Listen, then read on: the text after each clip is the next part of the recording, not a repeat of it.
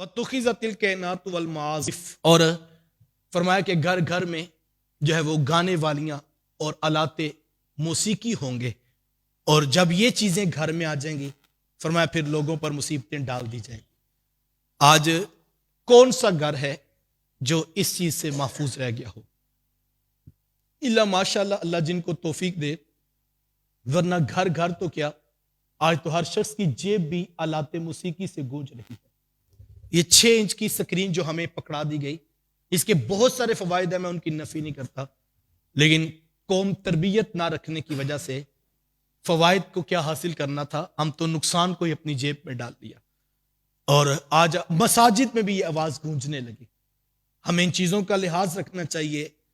जो शख्स नमाज पढ़ता है, मैं हैरत ज़दा होता हूं कि उसके मोबाइल में भी गाना गूंज रहा होता है। जब बेल बजती है, चलो किसी की जो मोबाइल की ट्यून है वो सिंपल ही हो, ताकि अगर बज भी जाए मोबाइल,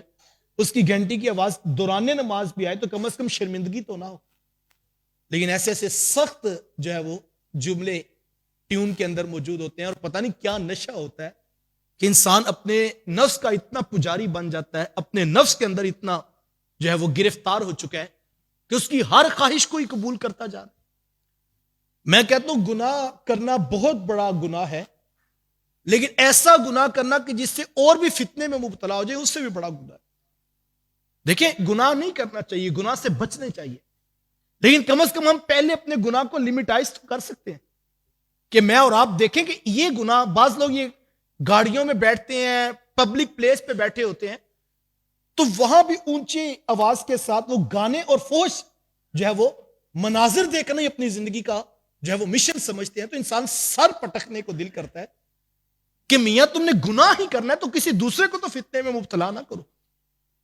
कोई ड्राइवर है तो वो कहता है जितनी देर तक मैं म्यूजिक चला ना लूं, मेरी ड्राइविंग ठीक तरह से नहीं होती, मुझे नींद आने लगती है। और कोई कहता है जनाब के जब तक हम रात को सोने से पहले 2-4 सॉन्ग सुन ना लें तो हमें नींद ही सही तरह नहीं आती है। जबकि सुनने के लिए तो कुरान दिया गया था, सुनने के लिए और पढ़ने के लिए तो हदीस दी गई थी, लेकिन हमारी रूहों के अंदर ऐसा हो गया कि अब हम ये इसके भी दलाइल देने लगे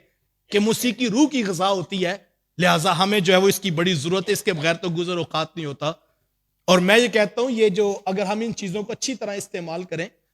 तो अगर आप सफर भी कर रहे हैं और 5 घंटे का आपका सफर है और आधा घंटा अगर आप एक पारे को लगाते हैं, आप लाहौर से पिंडी जा रहे हैं, आपको पढ़ना नहीं आता, अगर आप तवज्जो से सुन रहे हैं और आप चाहें तो एक दिन में 10 पारे सुन सकते हैं, और अगर आप इसी रूटीन को वापसी पर भी रख लें तो आप 10 पारे वापसी पर भी सुन सकते हैं। अगर कोई 5 घंटे का सफर करता है, वो अगर मुनज़्ज़म करे इस चीज को, तो वो 20 पारे रोजाना सुनने का जो है वो शर्फ हासिल कर सकता है। लेकिन जब रूहें जो है वो ओचाट हो चुकी हो, जब रूहों के अंदर गंदगी और गलाजत भर चुका हो, फिर कुरान नहीं, फिर जो है वो म्यूजिक की रूह की ग़िज़ा नजर आता है इंसान को। खुदारा अपने आप को इस चीज से कम से कम निकाल। और मैं कहता हूं ये तो इंसान को जो है वो ताकत और विल पावर के साथ जो है वो अपने आप को जो है इन चीजों से निकालना चाहिए।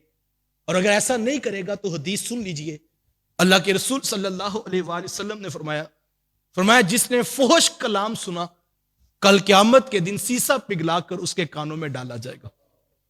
ये कान जब दिए गए, इन्ना समा वल बसरा वल फुआद कुल्लु उलाइका कान अनहु मसऊला, कल ये जो कान दिए गए, ये सुनने की ताकतें इनके अंदर रखी गई हैं, कहा इनके बारे में कल तुमसे पूछा जाएगा। मैंने और आपने अपने अज़ाए बदनिया की हिफाजत करनी है, और कभी भी हम आलाते मौसीकी के साथ और गंद और गलाजत के साथ फुहश जुमलों के सुनने के साथ अपने आप को आलूदा ना करें। हम अपने कानों की हिफाजत करें, और अगर कोई ऐसा नहीं करता है, घर घर के अंदर शादी ब्याह की रसूमात हों, बेहयाई का कल्चर, बेपर्दगी का कल्चर, ये इस्लाम का तशख़्ख़ुस नहीं है।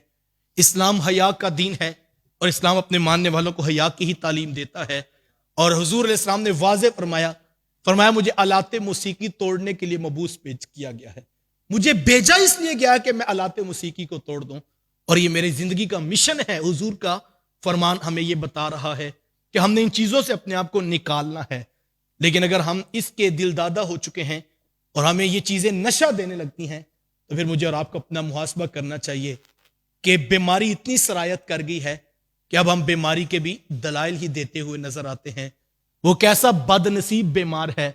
جو اپنی بیماری کی حمایت کرتے ہوئے دلائل دے رہا ہے۔ کاش کہ بیمار کو احساس بیماری تو ہو جائے۔ یہ بھی ایک غنیمت ہے کہ ایک شخص بیمار ہے اور اس کو احساس ہے کہ میں بیمار ہوں، ورنہ تو یہ موسیقی جو ہے وہ ہماری روحوں کو اچاٹ کر چکی ہے، اور ہمارے دل جو بے چین ہیں، ہمارے گھروں میں جو بے برکتی ہے، سارا دن جب گھر میں ناچ گانا سننے کا مزاج بن چکا ہو تو پھر جو ہے وہ برکت کہاں سے آئے گی صاحب؟ برکت ذکر رسول سے ہے، برکت قرآن کے ساتھ ہے، لیکن ہم جب ان چیزوں سے دور چلے جائیں گے، فرمایا کہ یہ وہ چیزیں ہیں جس سے انسان جو ہے وہ مصیبتوں میں مبتلا ہوتا ہے۔